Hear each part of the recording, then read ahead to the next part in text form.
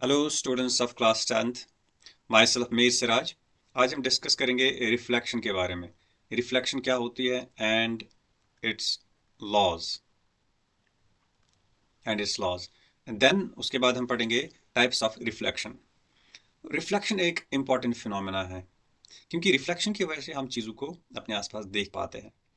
For example, अगर कोई चीज़ है, इस ऑब्जेक्ट पे जब लाइट पड़ेगी, लाइट पड़ने के बाद ये जो रे है, ये जब वापस आएगी और हमारे आंख में इंटर हो जाएगी, देन उसके बाद हम चीज़ों को देख पाएंगे। Right, so this is due to the reflection of light कि हम चीज़ों को अपने आसपास देख पाते हैं। तो this is a very important phenomena. इसको हम अच्छे से अंडरस्टैंड करेंगे, इसके क्या लॉज हैं और वो हम देखेंगे। रिफ्लेक्शन क्या होती है? रिफ्लेक्शन होती है simply bouncing back of light. It is bouncing back of light when it strikes a surface. When it strikes a surface. अगर लाइट किसी ऑब्जेक्ट पे पड़ती है और उस ऑब्जेक्ट से वो वापस आती है, उसको बोलते हैं हम रिफ्लेक्शन ऑफ लाइट। इस मान के चलो, ये एक रे है। इस रे ये रे इस ऑब्जेक्ट पे पड़ती है और इस ऑब्जेक्ट से टकराने के बाद, हिट करने के बाद ये वापस आ गई। इस चीज़ को हम बोलते हैं रिफ्लेक्शन। तो इस रे को हम बोलते हैं इंसिडेंट रे, एंड जो रिफ्लेक्ट होती है, वापस आती है, इसको बोलते हैं रिफ्लेक्टेड रे। Reflected ray.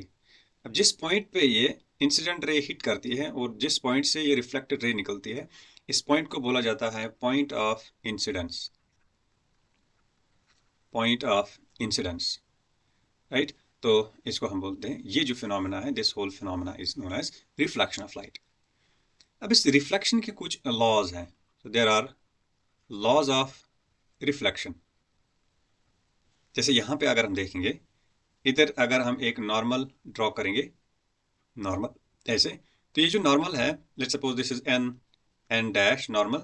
ये नॉर्मल इस इंसिडेंट रे के साथ एक एंगल बनाता है, एंड ये नॉर्मल रिफ्लेक्टेड रे के साथ एक एंगल बनाता है। ये जो एंगल आई है, this is known as angle of incidence. Angle of incidence. And ये जो एंगल है, this is known as angle of reflection. Angle of reflection. According to laws of reflection, angle I is always equal to angle R। ये first law of reflection है।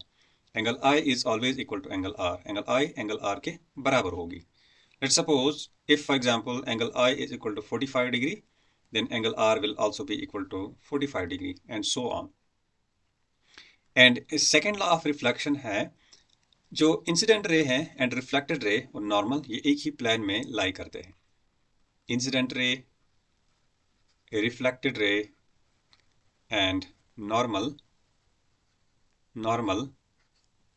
all lie on the same plane। ये एक ही plane में लाई करते हैं। For example, अगर ये इस प्लेन में है तो ये इसी प्लेन में सारे ऐसे अगर हम एक प्लेन ड्रॉ करेंगे तो ये सारे एक ही प्लेन में लाई करेंगे, incident ray, reflected ray and normal. अब एक स्पेशल केस है यहाँ पे। मान के चलो, ये हमारे पास एक सरफेस है। इस सरफेस पे रे ऐसे हिट होती है नॉर्मली, यानी कि at 90 degree to the surface. देखिए यहाँ से ये सरफेस से 90 डिग्री एंगल बनाता है, 90 डिग्री टू द सरफेस। इस केस में इंसिडेंट रे नॉर्मल आ रही है at 90 degree to the surface, तो रिफ्लेक्टेड रे कहाँ जाएगी? रिफ्लेक्टेड रे कैसे वापस जाएगी? तो इस केस में जो रिफ्लेक्टेड रे होती है वो इसी पाथ को रिट्रेस करती है। जैसे फॉर एग्जांपल, जिस पाथ पे ये लाइट आ रही है, इंसिडेंट रे, इसी पाथ पे रिफ्लेक्टेड रे को वापस जाना है। दैट मीन यहाँ पे अगर हम देखेंगे, angle I is 0 degree. Angle I यहाँ पे 0 डिग्री है क्योंकि नॉर्मल भी इसी पे पड़ेगा ऐसे, perpendicular to the surface, 90 degree to the surface. That means angle R will also be equal to 0 degree. Right. तो इसी पाथ को जो रिफ्लेक्टेड रे है वो रिट्रेस करेगी, वापस जाएगी। दो टाइप्स के रिफ्लेक्शन होते हैं, टाइप्स ऑफ रिफ्लेक्शन।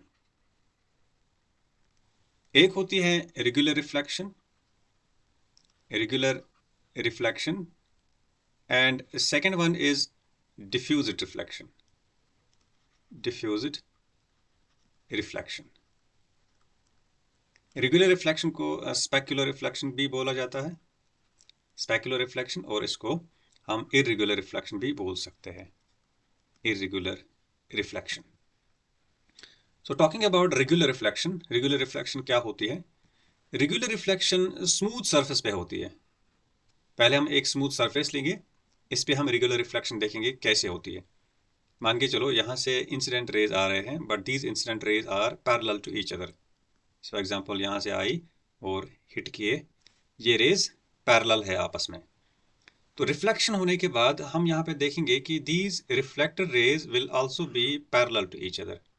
इस तरह से ये आपस में पैरेलल होंगे। तो अगर इंसिडेंट रेज पैरेलल है, reflected rays will also be parallel to each other. This is known as regular reflection, regular reflection, right? And remember that regular reflection always occurs on smooth surface. ये smooth surface पे occur होती है. So regular reflection is a type of reflection in which all the incident rays which are parallel to each other after reflection, all the reflected rays are also parallel to each other. Diffuse reflection की अगर हम बात करेंगे, diffuse reflection occurs on a rough surface. जैसे for example ये हमारे पास एक surface है which is rough, which is not smooth like this, like a mirror. तो यहाँ से अगर इंसिडेंट रेज पैरेलल भी आ रहे हैं इस तरह से, they are parallel to each other, incident rays are parallel to each other like this for example.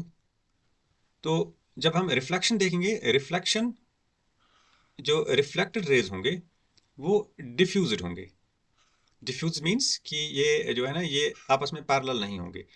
And this always occurs on the rough surface, ये रफ सरफेस पे ऑकर होती है, रफ सरफेस पे, या हम सिंपली कह सकते हैं एक डिफ्यूज्ड सरफेस पे ये ऑकर होती है। अगर हम यहाँ पे देखेंगे तो हमें आराम से हमें ये मिलेगा कि angle i will always be equal to angle r. इस तरह से अगर आप एक नॉर्मल डालोगे हर किसी पॉइंट पे, हर किसी पॉइंट ऑफ इंसिडेंस पे, तो यहाँ पे हमें angle i equal to angle r दिख रहा है। क्या यहाँ पे लॉज ऑफ रिफ्लेक्शन फेल हो रहे हैं? तो आंसर है यहाँ पे फेल नहीं हो रहे। मसला ये है कि ये जो सरफेस है this is rough like this. For example अगर हम इसको जूम करके देखेंगे या कुछ इस तरह से हमें दिखेगी, रिफ्लेक्टेड रे इस तरह से स्ट्राइक हो रही है यहाँ पे फॉर एग्जांपल। तो यहाँ पे स्ट्राइक होने के बाद रिफ्लेक्शन कुछ इस तरह हो जाएगी, राइट। बट अगर हम यहाँ पे एक नॉर्मल डालेंगे तो नॉर्मल डालने से हमें मिल जाएगा angle i will always be equal to angle r, i will always be equal to angle r. इस तरह से फॉर एग्जांपल अगर मैं दूसरी रे इस तरह से डालूंगा यहाँ पे इस सरफेस पे, तो इस सरफेस पे फॉर एग्जांपल रिफ्लेक्टेड रे इस तरह से जा रही है। बट यहाँ पे अगर मैं नॉर्मल डालूंगा, ऐसे अगर मैं नॉर्मल डालूंगा तो यहाँ पे इस तरह से नॉर्मल पड़ेगा, angle i will also be equal to angle r here. तो बेसिकली होता क्या है कि जिस प्लेन में जो सरफेस प्लेन है उस सरफेस पे नॉर्मल एक ही डलेगा। फॉर एग्जांपल इस तरह से हम डालेंगे यहाँ पे, इस पोजीशन पे या इस पॉइंट पे इस तरह से डलेगा, इस पॉइंट पे भी इसी तरह से डलेगा, राइट। सो ये एक नॉर्मल सरफेस की बात हुई जो प्लेन सरफेस है। अगर फॉर एग्जांपल सरफेस रफ है इस तरह से, तो इस पॉइंट पे इस तरह से डलेगा, एंड यहाँ पे इस तरह से डलेगा नॉर्मल, एंड यहाँ पे फॉर एग्जांपल इस तरह से डलेगा। तो नॉर्मल यहाँ पे डिफरेंट पड़ता है। तो नॉर्मल जब हम हर किसी पॉइंट पे ड्रॉ करेंगे इधर, तब जाके हमें एंगल आई एंगल आर के बराबर दिखेगा। So this is regular and diffused reflection. Now talking about how image is formed in the mirror, for example, अगर let's suppose हम regular reflection की बात करेंगे तो हम पहले plane mirror की बात करेंगे। Let's talk about how image is formed, image formation in plane mirror. कैसे plane mirror में image बनती है। Let's suppose this is our plane mirror. ये मैंने एक प्लेन मिरर लिया, यहाँ से ये कोटेड है, एंड यहाँ से इसकी रिफ्लेक्टिंग सरफेस होगी, this is reflecting surface. For example हमने एक ऑब्जेक्ट लिया, let's take the object for example here candle. ये मैंने एक कैंडल लिया, तो इस कैंडल से हर डायरेक्शन में रेज जाएंगे और यहाँ पे हिट होंगे on this mirror. For example यहाँ से लाइट रे निकली, इधर से लाइट रे निकली, इस तरह से हिट हुई यहाँ पे इस पॉइंट पे, एंड यहाँ से लाइट रे निकली, इस तरह से हिट हुई इस पॉइंट पे, राइट। तो रिफ्लेक्शन कैसे होगी? रिफ्लेक्शन इस तरह से होगी, ये रे यहाँ से वापस जाएगी, एंड ये रे यहाँ से वापस जाएगी इस तरह से। इधर अगर हम पॉइंट एक नॉर्मल डालेंगे तो हमें एंगल आई एंगल आर के बराबर मिल जाएगा। Angle i will be equal to angle r. But इधर से हम देख रहे हैं these rays are getting diverged, ये डाइवर्ज हो रहे हैं। तो याद रखिएगा कि इमेज वहाँ पे बनती है जहाँ पे रेज कन्वर्ज होते हैं, चाहे वो रियली में कन्वर्ज हो जाए, चाहे हमें उनको कन्वर्ज करना पड़े। यानी कि पीछे जब हम इन रेज को एक्सटेंड करेंगे जो डाइवर्ज हो रहे हैं, ये रेज कहीं न कहीं जगह पे कहीं न कहीं जगह पे मीट करेंगे, वर्चुअली मीट करेंगे, बट हमें इनको पीछे से एक्स्ट्रापोलेट करना है। सो let's take this distance as x, and this distance is actually the object distance, right? and in points को जब हम इन rays को जब हम पीछे extrapolate करेंगे तो हम देखेंगे कि जो image है वो एक point पे बनेगी। इस तरह से मैं इनको पीछे extend करूँगा, इस तरह से इस ray को भी पीछे extend करूँगा ऐसे। हालांकि perfect तो नहीं बन रही है but try कर रहे हैं। तो let's suppose these rays are meeting here, these rays are meeting here. तो इस पॉइंट पे हमारी इमेज बन जाएगी and this image will be same जैसे हमने यहाँ पे ऑब्जेक्ट लिया था, ये वैसे ही होगा जैसे हमने ऑब्जेक्ट लिया था। मतलब इसकी जो हाइट होगी, इसकी जो डिस्टेंस होगी, this one x dash for example, this x dash will be equal to x, यानी कि जो ऑब्जेक्ट डिस्टेंस है वो इमेज डिस्टेंस के बराबर होगी। जितना हम इसको पीछे ले जाएंगे ये इमेज भी पीछे हो जाएगी। इसको अगर हम आगे करेंगे, मिरर के साथ रखेंगे, तो ये भी मिरर के साथ ही बनेगी। इसकी कैरेक्टर्स अगर हम देखेंगे, इमेज के कैरेक्टरिस्टिक्स ऑफ इमेज, इमेज यहाँ पे वर्चुअल एंड इरेक्ट बनेगी। वर्चुअल एंड इरेक्ट मतलब है कि ये जो इमेज होगी, जिस तरह से ऑब्जेक्ट हमने खड़ा रखा था ऐसे ये भी खड़ी ही बन जाएगी, इरेक्ट बन जाएगी। एंड ये वर्चुअल होगी, मतलब हम इसको स्क्रीन पे फॉर्म नहीं कर सकते। वर्चुअल इमेज एक ऐसी इमेज होती है जो स्क्रीन पे फॉर्म नहीं होगी, जो वर्चुअल होती है। मान के चलो अगर आप इस मिरर के अंदर जाओगे तो मिरर के अंदर कुछ नहीं होगा, right? So it is a virtual image. इसी तरह से अगर हम यहाँ पे देखेंगे जो ये ऑब्जेक्ट डिस्टेंस है x, this is equal to x dash, that means object distance is equal to image distance. And जो साइज होगा, size will be the same, यानी कि size of image is same as the size of object. And एक और character होता है इस image का, इट इज लिटरली इन्वर्टेड, यानी कि जब ये बनती है तो इस ऑब्जेक्ट का जो राइट वाला पार्ट है वो हमें इमेज में, इस मिरर में लेफ्ट दिखेगा, और जो लेफ्ट वाला पार्ट है वो हमें राइट दिखेगा। जैसे आपने देखा होगा एम्बुलेंस पे वो जो लेटर्स होते हैं वो उल्टे लिखे होते हैं, बिकॉज जो आगे वाला होता है उसमें वो मिरर जब लगा होता है, उसमें जब वो मिरर के थ्रू देखता है तो मिरर के थ्रू वो बिल्कुल हमें सीधा दिखता है, क्योंकि वहाँ पे वो उल्टे थे तो मिरर में वो सीधे दिखेंगे। जो वहाँ पे राइट वाला पार्ट है वो मिरर में लेफ्ट दिखता है, और लेफ्ट वाला पार्ट मिरर में राइट दिखता है। AMBULANCE,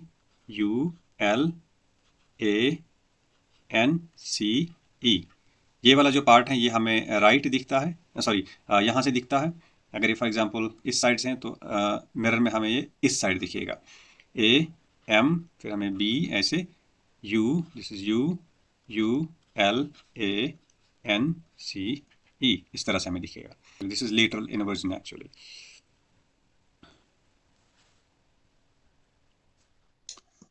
एंड यहाँ से जो ये रिफ्लेक्टेड रे है, it can reflect again. Reflected ray फिर से रिफ्लेक्ट हो सकती है। जैसे फॉर एग्जांपल हमारे पास दो मिरर्स हैं इस तरह से, एक मिरर ये हमने लिया, एक मिरर हमने ये लिया, फॉर एग्जांपल ये लिया हमने एक मिरर यहाँ पे ऐसे, let's suppose this is one mirror, और यहाँ से हमने दूसरा मिरर लिया इस तरह से, सेकेंड मिरर।